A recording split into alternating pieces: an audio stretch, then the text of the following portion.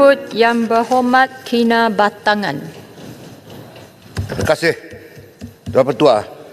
Pertama saya ingin merakamkan terima kasih kepada Yang Berhormat Perdana Menteri selaku Menteri Keuangan sebab telah mempertingkatkan pemberian interim kepada negeri Sabah sebanyak 600 juta. Dan dalam masa yang sama masih ramai juga rakyat Sabah meminta saya untuk bertanya kepada kerajaan sejauh mana interim ini boleh dimanfaatkan oleh kedua-dua yang berkepentingan antara kerajaan persekutuan dengan kerajaan negeri, iaitu selama ini kita menggunakan interim, tetapi bila keagak-agaknya kerajaan kedua-dua negeri dan persekutuan ini melantik penafsir bebas untuk memutuskan berapa sebenarnya yang diterima oleh rakyat Sabah melalui perjanjian-perjanjian yang termetri tersebut. Kedua, saya juga melihat bahawa belanjawan 2025 tidak mempertingkatkan peruntukan untuk security di perairan pantai timur Sabah, iaitu Eskom. Jadi sekarang ini walaupun mungkin ancaman sudah berkurangan, tetapi tidak mustahil ianya akan berlaku apabila dilihat bahawa keselamatan kita tidak ketat, tidak dilakukan dengan baik. Jadi kalau boleh melalui mungkin midterm review supaya peruntukan untuk Eskom dipertingkatkan. Demikian juga dengan peruntukan tempatan banjir. Di Sabah tidak ada, sedangkan kita berhadapan dengan musim tengkujuh. Jadi apakah langkah-langkah ini boleh dilaksanakan oleh kerajaan dan kerajaan negeri untuk membincang bersama untuk mengatasi masalah banjir yang begitu berat sekali dihadapi oleh rakyat Sabah. Demikian juga dengan peruntukan untuk non-revenue water. Biasanya kerajaan persekutuan memberikan soft loan kepada kerajaan negeri Sabah, sebab di Sabah ini terkenal dengan non-revenue water ini, air tanpa mendatangkan hasil ini lebih kurang 60% non-revenue water di Sabah ini. Sebab itu Sabah antara negeri terbesar menyumbang non-revenue water ini, dan sehingga menyebabkan air tidak dapat dibekalkan dengan negeri Sabah. Saya minta kedua-dua kerajaan membincang untuk mengatasi masalah yang rakyat hadapi. Satu lagi masalah yang rakyat Sabah hadapi iaitu peningkatan tambang tiket terbang yang begitu ketara meningkat, sehingga ekonomi one way minggu ini saja RM1.700 satu perjalanan. Perjalanan ke luar negara, ke Singapura, ke Filipina baru RM700, ke Indonesia RM600, ke Sabah RM1.700. Teruk betul. Sarawak saya tidak mau bercakap sebab saya nanti kena marah, tapi saya cakap pasal Sabah. Jadi saya minta Menteri Pengangkutan supaya lihat perkara ini sebab membebankan rakyat Sabah, mesti yang berulang alik yang membuat perniagaan dan sebagainya. Yang seterusnya masalah kesihatan.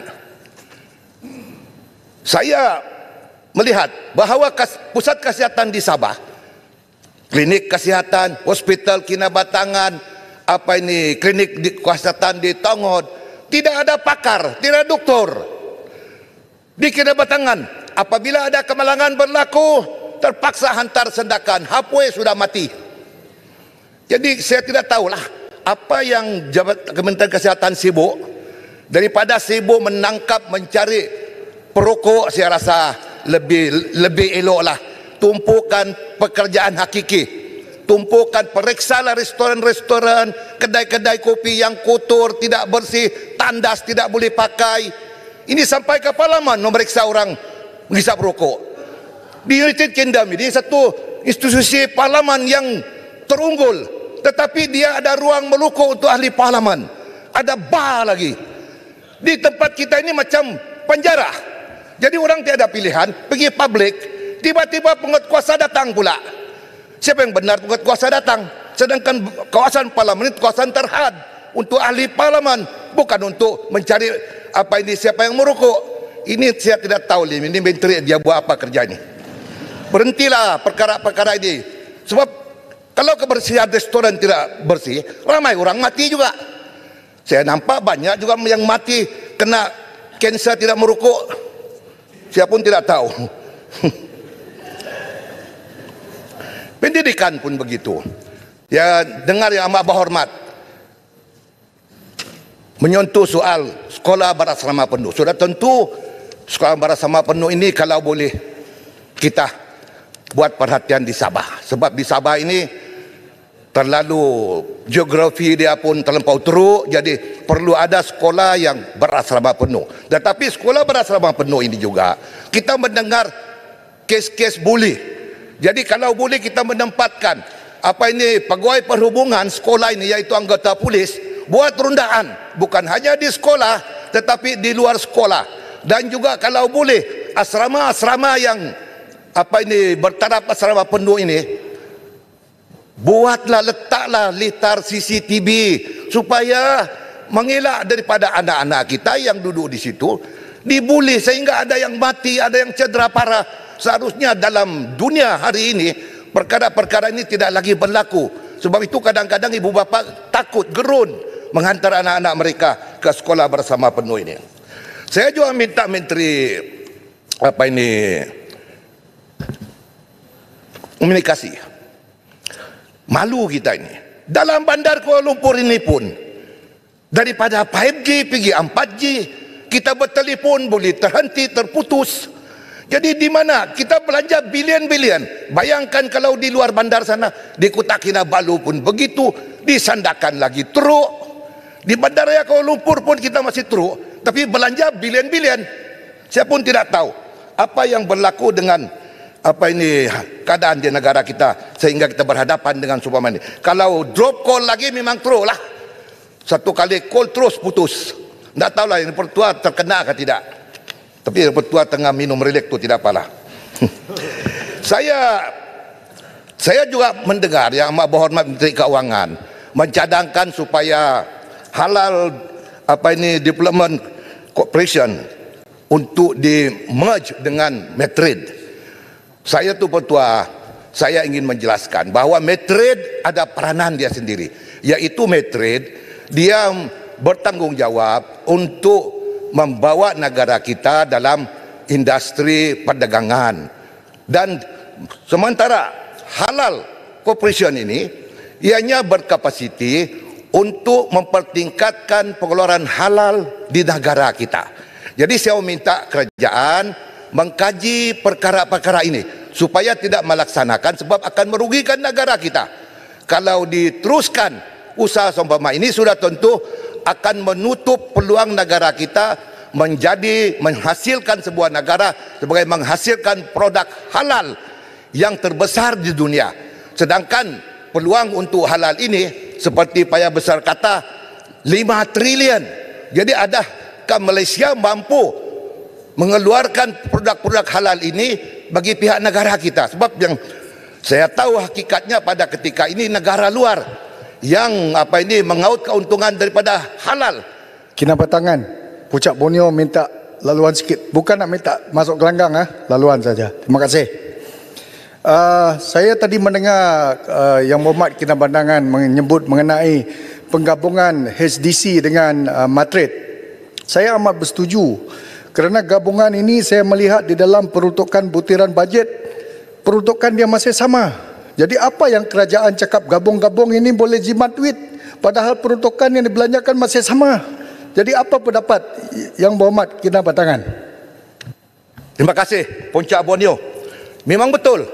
Sebab saya rasa tidak ada penjimatan. Yang ada akan mengurangkan kapasiti negara kita untuk bersaing dalam industri produk halal ini. Jadi saya minta kerajaan, Menteri dan sebagainya, Menteri Ekonomi duduk bincang baik-baik supaya perkara ini tidak diteruskan, sebab akan merugikan semua pihak. Masing-masing Medtrade ada tanggungjawab dia dan HRDC pun ada tanggungjawab dia untuk menghalalkan produk-produk Malaysia di luar negara. Satu perkara lagi tu pertua, iaitu baru-baru ini 1 hari bulan 10 ada perkara kematian berlaku, iaitu kebetulan warga Sabah yang bekerja di setapak dan kena serangan jantung, dan beliau mampu untuk balik ke rumah sampai ke letak kereta dan meninggal dalam kereta. Jadi polis peronda telah memanggil bomba, sebab polis peronda tidak boleh membuka kereta dan memanggil bomba, dan bomba telah pergi dan mengambil gambar dan sebagainya. Dan seterusnya ibu bapa dimaklumkan di Sabah dan mereka terbang ke Kuala Lumpur. Malangnya, dalam laporan bomba, gambar bomba, mangsa ada gelang emas dan rantai emas pemberian daripada ibu bapa. Tetapi setelah penyiasatan polis, gambar mangsa sudah tidak ada gelang, sudah tidak emas dan sebagainya. Ibu bapa mangsa membuat laporan polis dan meminta supaya siasatan dilakukan. Mereka tidak menuduh polis, tetapi siasatlah siapa yang merompak mangsa yang sudah mati pada hari tersebut. Itu dia minta supaya keadilan kepada anak dia. Sudahlah meninggal dunia, berseorangan diri, emas pun dirompak. Jadi ini satu perkara tidak harus dibiarkan, sebab kita mau tahu siapa pelaku dia, siapa yang menjadi perompak di siang hari ini. Ya, merompak orang mati.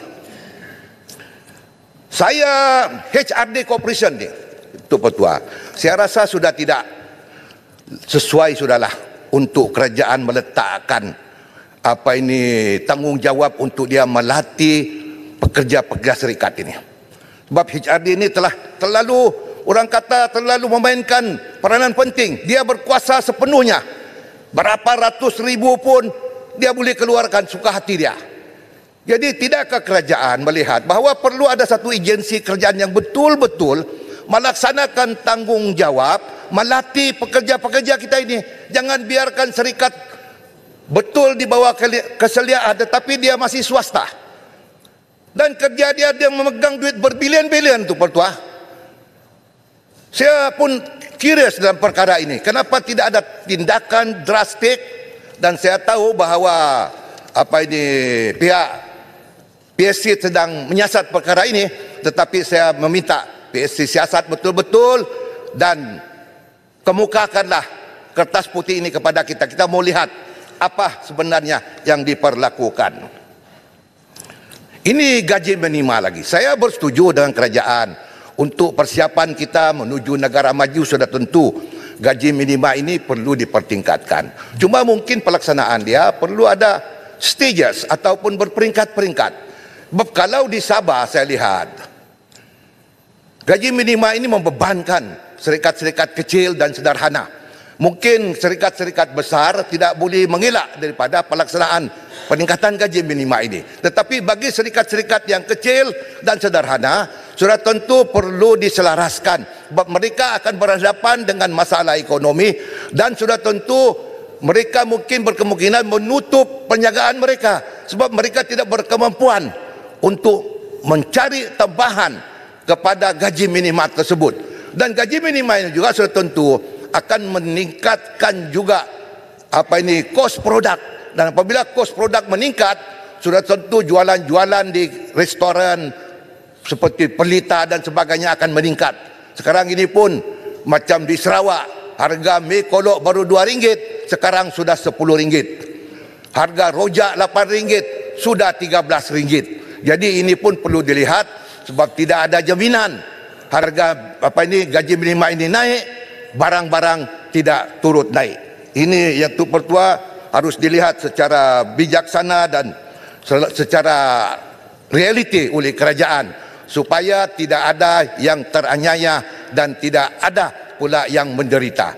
Saya melihat bahawa kerajaan bersungguh-sungguh untuk membantu masyarakat, seperti bantuan terus kepada masyarakat yang BPOT dan sebagainya. Dan ini saya melihat komitmen kerajaan ini perlu kita beri sokongan dengan sepenuhnya untuk memastikan bahawa di antara BPOT dan T15 dan juga B20 ini dapat kita saksamakan secara bersama. Terima kasih Ketua Pertua. Saya menyokong. Terima kasih Yang Berhormat Kinabatangan. Saya jemput Yang Berhormat Rompin.